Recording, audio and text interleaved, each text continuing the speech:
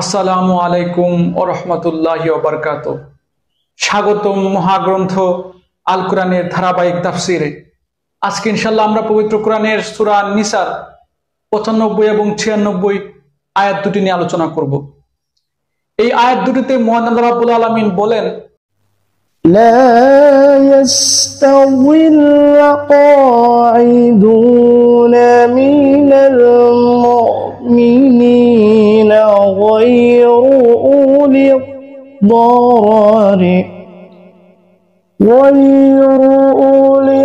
الضرر والمجاهدون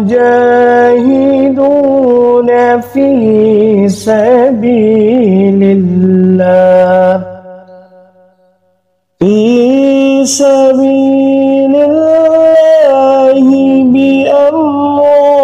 بأموالهم وأنفسهم فضل الله المجاهدين بأموالهم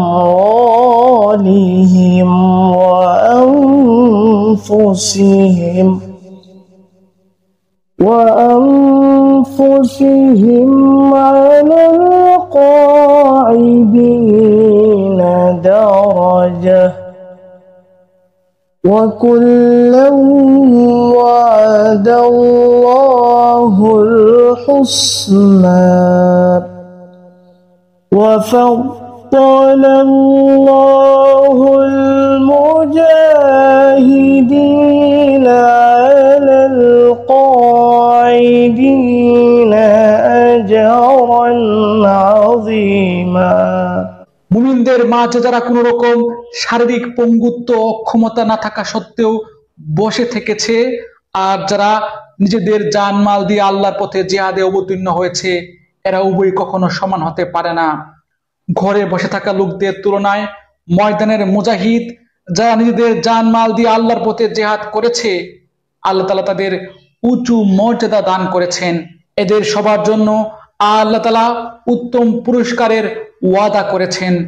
কিন্তু এটা ঠিক যে আল্লাহ তাআলা ঘরে বসে থাকা লোকদের উপর সংগ্রামরত ময়দানের মুজাহিদদের অনেক শ্রেষ্ঠত্ব দান করেছেন।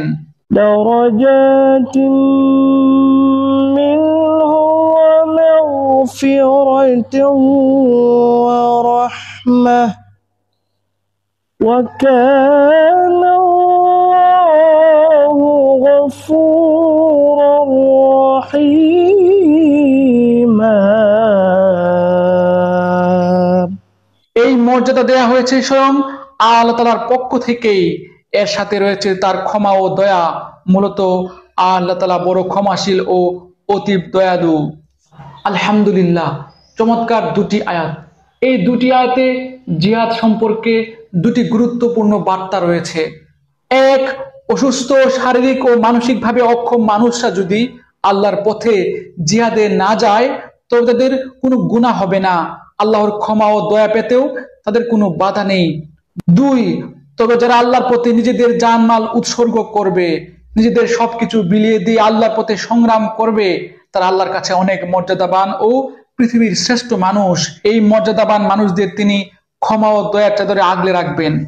আল্লাহ রাব্বুল আলামিন আমাকে সহ আপনাদের সবাইকে আল্লাহ রাব্বুল আলামিনের পথে সংগ্রাম করার তৌফিক দান করুন। জানমাল দিয়ে আল্লাহর দ্বীন প্রতিষ্ঠার সংগ্রামে অগ্রনায়ক হওয়ার তৌফিক দান করুন। এই প্রত্যাশা যেখানে শেষ করছি। ধন্যবাদ।